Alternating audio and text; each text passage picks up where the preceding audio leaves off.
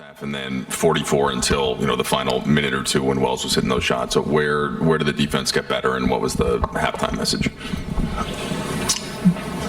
We asked the guys at halftime, was there anything they were doing that we needed to make adjustments on? And they said, absolutely not. I mean, it was some of it was, again, that early offense. I think sometimes when a star is out and a guy who has the ball a lot, it certainly gives guys opportunities. It gives guys, they're more aggressive, but I also think the way a team plays can change.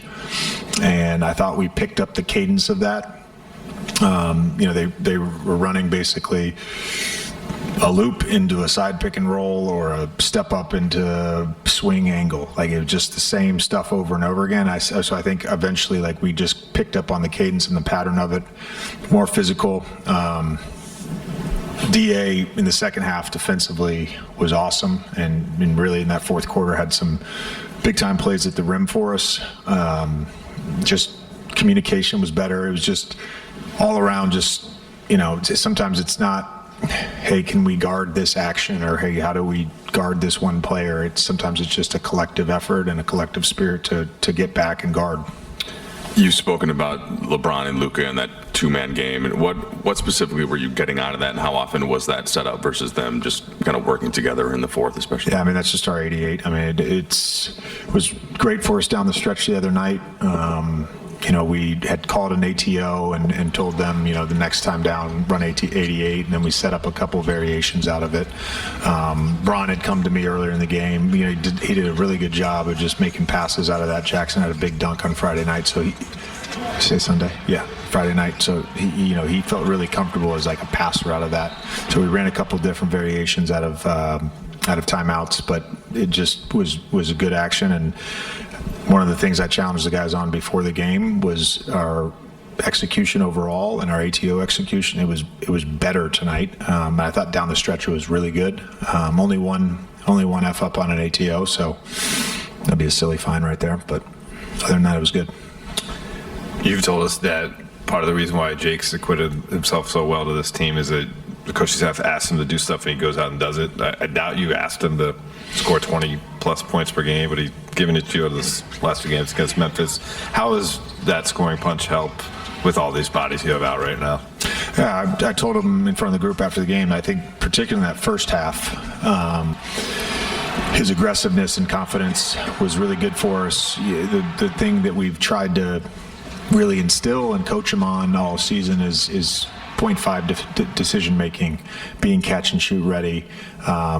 If you are attacking a closeout and you have an advantage, maintain the advantage, and that both of those things require confidence and requires aggressiveness. So just a fantastic game from him. Another good game from him defensively as well, with deflections and being disruptive.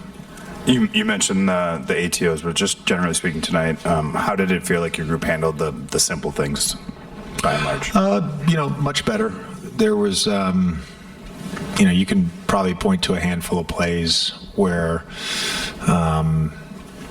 it wasn't great, but I thought the intent overall was, at the very least, A-. It was good for execution. JJ, you talked yesterday about wanting to make sure you got more touches to DeAndre, especially early. Just how do you feel like you guys did in that, and what did you think of DeAndre's kind of overall engagement and energy throughout the game? He was great throughout the game, and we ran the first play for him, got him another couple touches early. I think that was good for him to just touch the basketball and feel like he's a part of the offense. It's a tale as old as time for a big guy. That's the reality of being a big. Someone has to pass you the ball. You're not initiating the offense, and